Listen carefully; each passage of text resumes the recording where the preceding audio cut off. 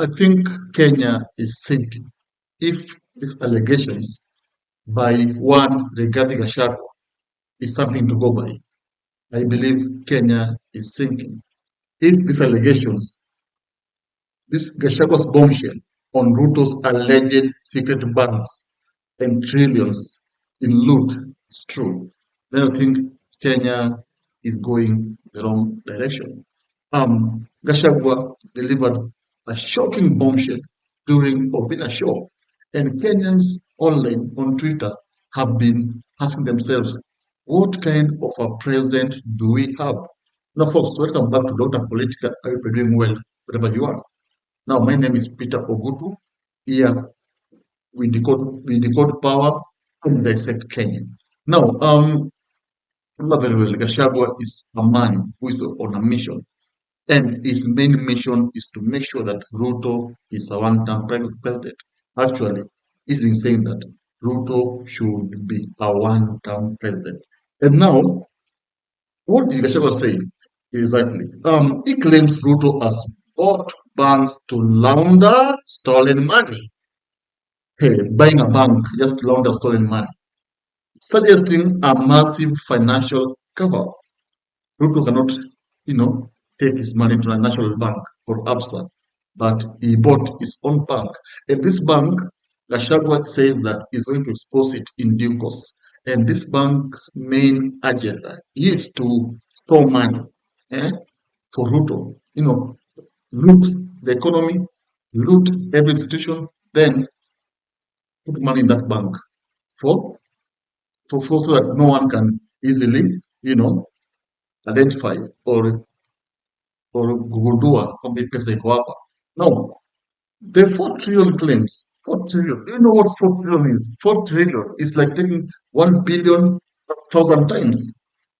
Gachagua alleges that Ruto's wealth is far beyond what has been publicly declared. Remember, publicly, Ruto's, when you go online, you can search Ruto's wealth. It ranges between 30 billions to 40 billions. And Gachagua is saying that that is just a drop in the ocean. The man is filthy rich. That's Gachagua. So he suggests that, of course, billions have been moved through undisclosed financial institutions via NIS.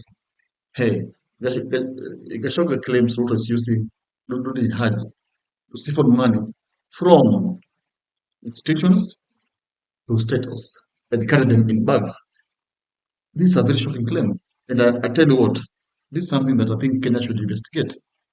If it is true, then what kind of a president do we have?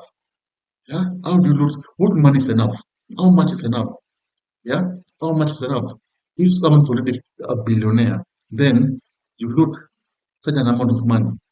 Then it is still just in 2 years in office. It means that if he goes for 10 years, what Kenya will we be left with? We'll be left with an economy, an economy that we are the ones to pay the debt. The massive borrowing, we're the ones who pay them. And this borrowing, some of these loans, we don't see where they're going. In fact, we don't see any roads, any developments. We just hear borrowing, but don't see where this money is being used. So this shows that Gachagua's claims has a sense of truth in it. Now, the money trail. Julisha News reported that 1.3 trillion Kenyan shillings was allegedly hidden in a container at State House. That's Julisha report. Actually, I'm reading it for you. A claim that has yet to be verified. The control of budget flagged 1.3 trillion shillings in off-system transactions, raising concerns about transparency. Yeah, you see now, 1.3 trillion shillings is missing, and the allegation is that this money is in State House. And Gachagua is actually claiming that this amount of money is being used by President William Ruto to bribe, people, because right now he's hanging to be re-elected. Yeah, he is done with the first term. No politicians think differently. Once you win an election, the first time you win this election, let's say 2022 elections, what comes to your mind is the next election, not development, not whatever. how can you win the next election? It's all about, you know, being selfish. It's all about how am I going to benefit. It's not about the wananchi. It's about you yourself. That's how politicians, especially in Kenya, that's how they operate.